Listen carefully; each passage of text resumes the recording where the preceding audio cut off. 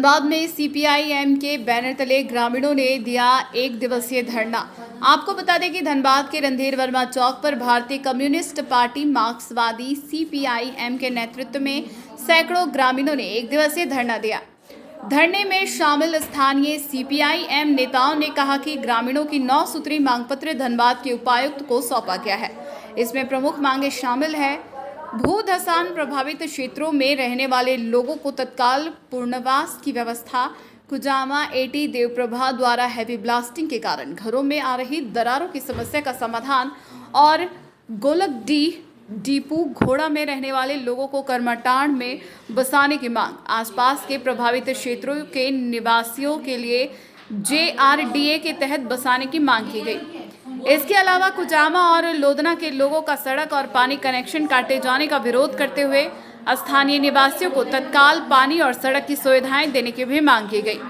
प्रदूषण रोकने के लिए प्रभावी कदम उठाने की आवश्यकता पर भी जोर दिया गया। ग्रामीणों का कहना है कि उनकी समस्याओं का समाधान नहीं होने पर वे आगे भी संघर्ष जारी। ये धरना भारत की कम्युनिस्ट पार्टी मार्क्सवादी सीपीआई-एम झरिया लोकल कमेटी की ओर से की जा रही है।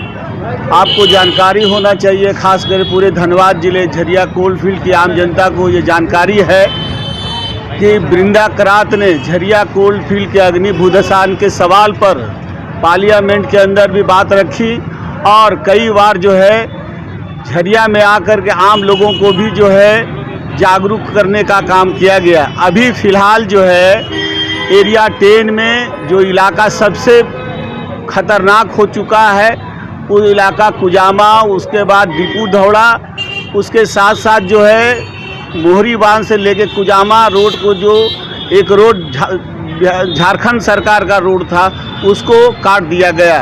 वहाँ पीने का पानी का पाइप था कम से कम 8 इंची का, उसको काट दिया गया। और वार्तालाप में ये तय हुआ था कि हम रोड भी देंगे और पानी का व्यवस्था भी करेंगे, लेकिन अभी तक नहीं किया गया। जहाँ तक लोगों का जो पुनर्वास किया जा रहा है करमाटांड में अस्थायी रूप से की जा रही है। हमारी मांग है कि JRD के तहत जो है उसका पुनर्वास होना चाहिए, अस्थायी रूप से होना चाहिए, उसको कागज पत्र मिलना चाहिए। जो विस्थापन जो फिलहाल अभी नीति है जो उस नीति के तहत जो है उसको पुनर्वास करना चाहिए। लेकिन इसमें राज्य सरकार भी जो है पुनर्वास के सवाल पर नीतियां बनाई है, उसको अविलंब लागू करना चाहिए। और जहां तक केंद्र सरकार की जो नीति है उस नीति में बदलाव के लिए हम लोगों का ये मांग है, जो आम लोगों को भूधसान क्षेत्र को हटाया जा रहा है उनको 20 लाख रुपया दे के मुफ्त एक बार दे करके उसको हटाने की प्रयास की जाए।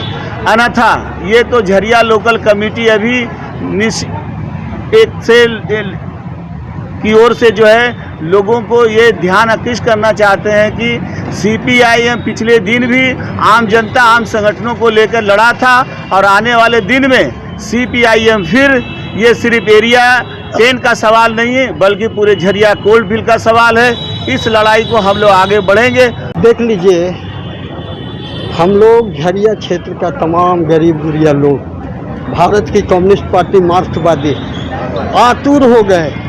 बरसात में गरीबों का घर गिरा, गरीबों का घर गिर गया, गरीब लोग घायल हो गया।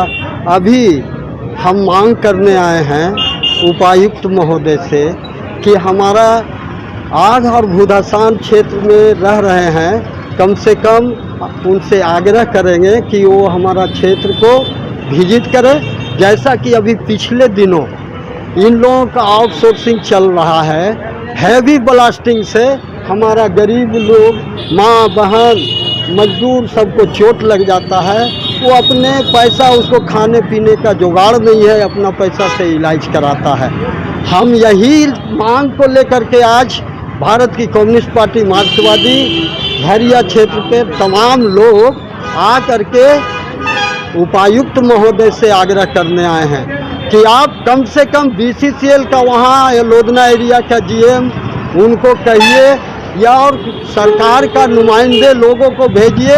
और भैया मैं आपसे स्पष्ट कर देना चाहता हूँ कि हम लोग गरीब लोग हैं यहाँ पर जो धरना दे रहे हैं, उनसे आग्रह है कि JRDA के तहत हम लोगों को कहीं एक अस्थायी रूप में हम लोगों को कहीं भी बसा दे। लेकिन अब हम ज़्यादा बर्दाश्त नहीं करेंगे। आग और भूधसान को ज़्यादा अब हम लोग नहीं झेल पाएंगे, नहीं तो आने वाला दिन कभी भी बहुत बड़ी हादसा, बहुत बड़ी भूधसान में हम लोग समा जाएंगे। उस समय ये परिस्थिति विकराल होगा। इसका जो